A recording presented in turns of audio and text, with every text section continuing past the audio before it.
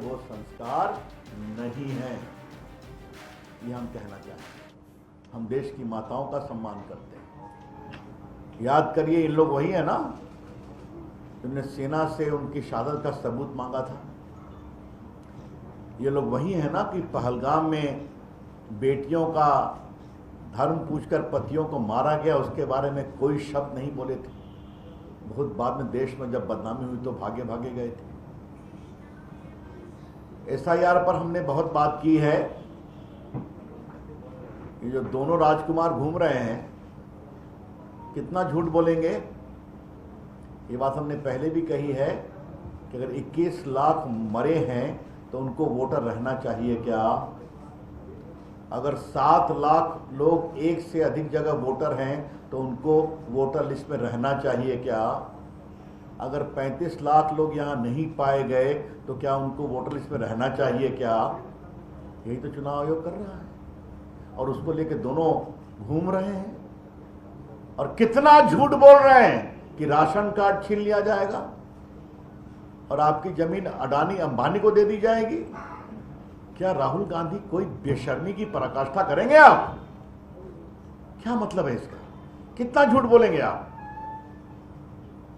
और याद करिए, आज यहां बताना जरूरी है, जो मैंने पहले भी बताया था कि महाराष्ट्र के चुनाव में इन लोगों ने संविधान बदलने की बात कही तो कांग्रेस पार्टी को हमसे अधिक लोकसभा की सीट आई 24 में,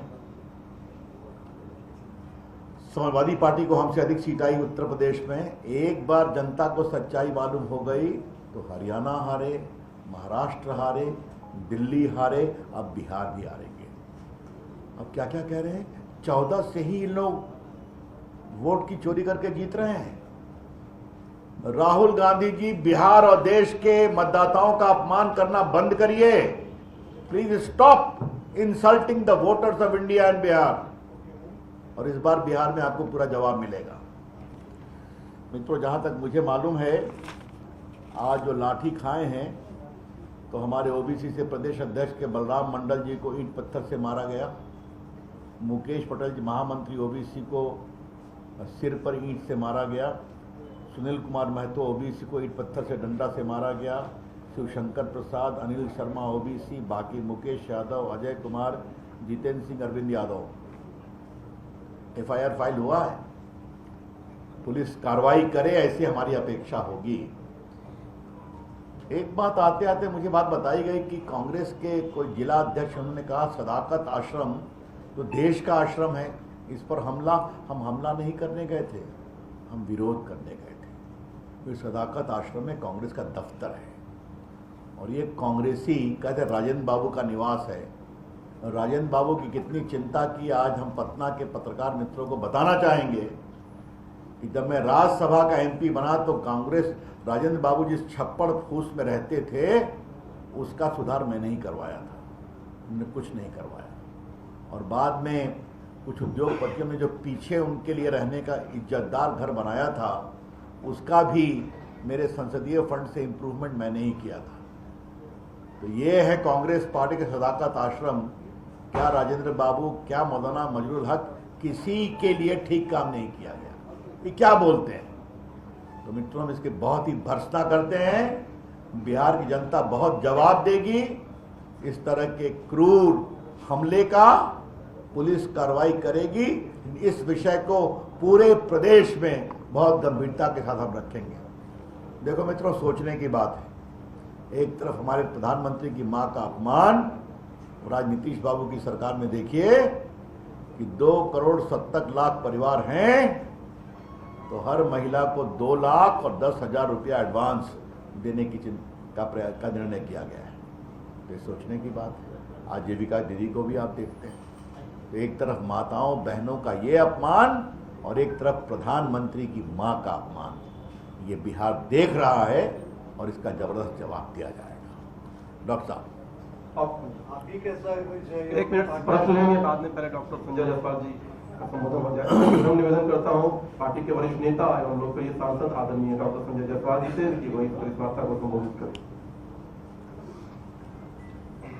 बिहार हमेशा महिला सम्मान की धरती रही है और 1500 वर्षों तक बिहार ने अफगानिस्तान से लेकर के इंडोनेशिया तक शासन किया, लेकिन एक उदाहरण आपको नहीं मिलेगा कि बिहार मगध साम्राज्य के किसी भी राजा ने किसी महिला को अपमानित करने का कार्य किया हो।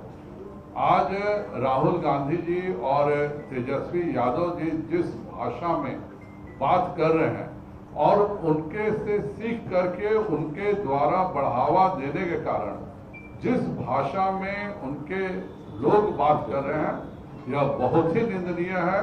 जिस प्रकार की भाषा का प्रयोग माननीय प्रधानमंत्री जी की माता के लिए हुआ है, यह जितनी भर्त्सना की जाए कम है और देश इन लोगों को सबक सिखाएगा। ये लोग जिस राजनीतिक फायदे के लिए इस तरह की घटिया हरकतें कर रहे हैं, उनका जवाब बिहार ईवीएम से देगा।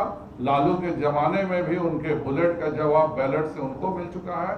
और तेजस्वी और राहुल गांधी के जो ये कुशासन की यात्रा चल रही है कि एक शब्द वह बिहार के विकास पर नहीं बोल रहे हैं, उनका कोई एक मॉडल नहीं है, केवल एक ही बात कर रहे हैं कि वोट का अधिकार छीना जा रहा है। क्या राहुल गांधी धांधली से सांसद बने हैं?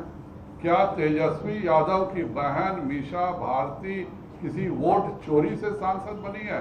अगर राहुल गांधी ने कुछ गड़बड़ करके वह सांसद बने, वो बताएं, उन्हीं के मॉडल से सब कोई जान लेगा। सही बात यह है कि जनता की इच्छाओं का अपमान करना कांग्रेस अपनी बपौती समझता है और इसके कारण आज कांग्रेस विनाश के गर्त पर है। अगले चुनाव में कांग्रेस का एक भी विधायक नहीं मिलेगा और तेजस्वी की पार्टी भी समाप्त हो जाएगी। इस तरह की हरकतों को बिहार का कोई नागरिक बर्दाश्त नहीं करेगा और हर हालत में हम सबक सिखाएंगे। आज एक शांतिपूर्ण प्रदर्शन। और बीजेपी का राहुल और तेजस्वी पर जोरदार निशाना। प्रेस कॉन्फ्रेंस के जरिए बीजेपी सांसद रविशंकर प्रसाद को आपने सुना। पीएम के अपमान को लेकर उन्होंने कहा कि बौखलाहट इन लोगों के अंदर है, डर इन लोगों के अंदर है और इसीलिए इस तरीके के शब्दों का इस्तेमाल किया जा रहा है, लेकिन जनता इनको जवाब जरूर देगी। बीजेपी का राहुल और तेजस्वी पर जोरदार निशाना।